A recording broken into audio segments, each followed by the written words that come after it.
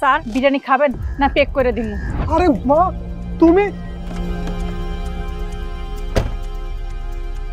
উঠ বাবা। মা তুমি কেমন আছো? এখানে কি করো? আমি ভালো আছি বাবা, তুই কেমন আছিস? মা? কিসের মা? মেঘের মতো বাসায়, তাহলে এই কাজের মহিলাকে কেন মা বলতেছে? দেখতে হবে তো বিষয়টা। হ্যাঁ বাবা, সব ভালো আছে। যাক আলহামদুলিল্লাহ, তোমারে দেখে আমার অনেক ভালো লাগতেছে মা। মেঘ, এই কাজের মহিলাটাকে, আর এই কাজের মহিলাকে কেন তুমি মা ডাকছো? তোমার মা না বাসায়, তাহলে এই মহিলাকে কেন মা ডাকতেছো? মোনা, এই হচ্ছে আমার ধর্মের মা, আর মা এই হচ্ছে তোমার হবু বউ। বাহ, বৌমা তো দেখতে শুনতে খুব সুন্দর। তা বৌমা কেমন আছো তুমি? হ্যালো, লিসেন, আমি আপনার কোনো বৌমা টৌমা না। খবরদার আপনার ওই মুখ থেকে না আমাকে বৌমা ডাকবেন না। এই কিসের বৌমা? হ্যাঁ, সম্পর্ক যদি পাতাইতে হয় এই যে ওর সাথে সম্পর্ক পাতান, আমার সাথে কোনো সম্পর্ক নাই। তাই ফার্দার আমি বারণ করে দিচ্ছি যেন কোনো বৌমা টৌমা না ডাকা হয়। মোনা, তোমাকে আমি বললাম যে সে আমার মা হয়, আমার ধর্মের মা, তারপরও তুমি তার সাথে খারাপ ব্যবহার করতেছো। শোনো, সে তো আমার মা, আর আমি তো তোমার মা বাবাকে সম্মান করি, তাহলে তোমার উচিত না আমার মাকে সম্মান করা? বাবা বাদ দে, বৌমা পোলাপান মানুষ, ওর কথা আমি কিছু মনে করিনি। বৌমা তুমি ওর কথা কিছু মনে করো না। এই বুড়ি, তোর কি কথা কানে যায় নাই? আমি তোকে কি বলছি? তোর ওই মুখ থেকে আমাকে বৌমা ডাকবি না, আমি তোর বৌমা না। কথাটা শোনার পরও কানে নেন, আবারও বৌমা বৌমা শুরু করছিস। মেঘ, আমি কিন্তু ফার্দার বলে দিচ্ছি, তুমি এই বুড়িটাকে বারণ করে দাও, এই বুড়ির মুখ থেকে যেন আমাকে বৌমা না ডাকে। মোনা, মেঘ বাদ দে না। আচ্ছা ক, তোরা এখানে কি করস? মা আসলে হয়েছে কি, এখানে রোড সাইডের একটা বিখ্যাত বিরিয়ানি আছে, ওই বিরিয়ানি খাওয়ার জন্য এখানে আমরা আসছি। বাবা, ওই বিরিয়ানির দোকান আমারই, ওই ফুটপাতের দোকান আমি বিরিয়ানি বিক্রি করি। কি বলো মা, বিরিয়ানির দোকান তোমার? মানে তোমার না ভালো অবস্থান ছিল, তাহলে তুমি এখন রাস্তা রাস্তায় বিরিয়ানি কেন বিক্রি করতেছো? হ বাবা, ওই দোকান আমার। কি কমো তোরে?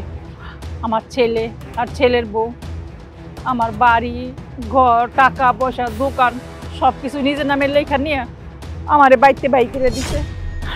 আর আমার থাকার মতো খাওয়ার মতো কোথাও কোনো জায়গা নাই।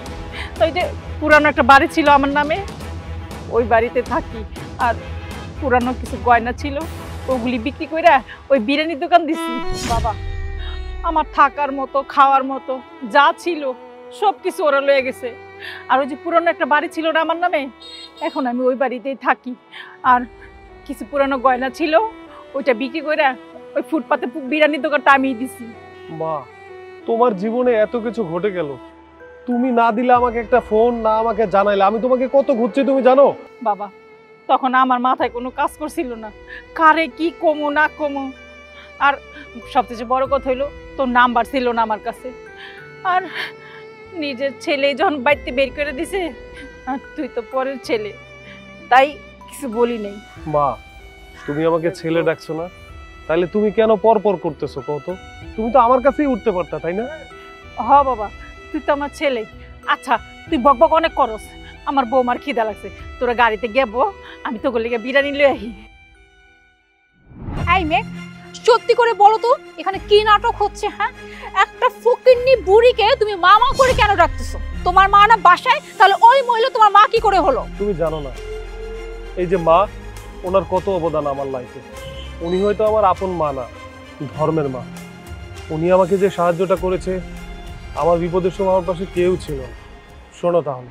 মেঘ, কি হয়েছে তোর? তোর খুব চিন্তিত মনে হচ্ছে। আন্টি, আমি একটা ব্যবসার প্ল্যান করছিলাম, ব্যবসা করব। তাহলে কর। করব তো, আমার কাছে তো টাকা পয়সা নাই, আর এই মুহূর্তে আমাকে সাহায্য করার মতো কেউ নাই, তাই ব্যবসাটা কিভাবে করব ভাবছি। তবে আন্টি, ব্যবসাটা করতে পারলে আমি শিওর ভালো কিছু করতে পারতাম। তুই চিন্তা কেন করতেছিস? আমি আছি না, আমি তোরে টাকা দিব। কি বলো আন্টি, তুমি আমাকে টাকা দিবে? তুমি আমাকে টাকা দিবে কেন? তুই আমার মা ডাকছিস না, তুই আমার ছেলে না, আর আমি তো তোর ধর্মের মা, তাই তোরা আমি টাকা দিব। তুই বস, আমি টাকা নিয়ে আসতেছি। আচ্ছা।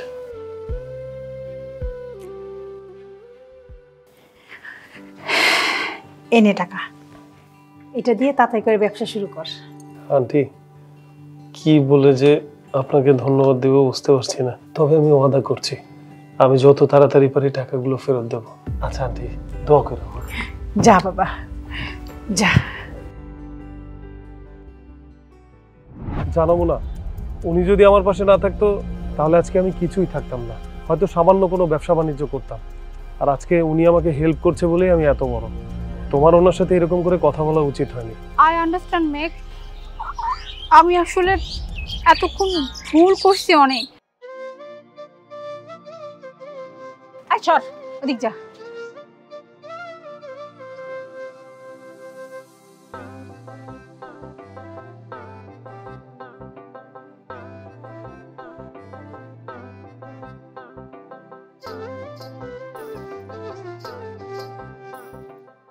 নে বাবা বিরিয়ানি খা।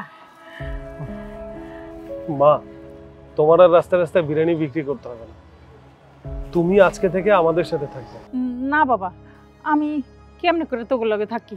মা, আমি মানছি যে আমি কিছুক্ষণ আগে আপনার সাথে অনেক দুর্ব্যবহার করেছি, অনেক বাজে বাজে কথা বলছি, বাট আমি না জানতাম না যে মেঘের লাইফে আপনি কতটা গুরুত্বপূর্ণ। মেঘের জন্য আপনি কি কি স্যাক্রিফাইস করেছেন। আজকে মেঘ যা কিছু, আমি বলবো সব কিছু আপনার জন্য। আপনি যদি মেঘকে হেল্প না করতেন হয়তো মেঘ আজকে এত দূর আসতে পারতো না।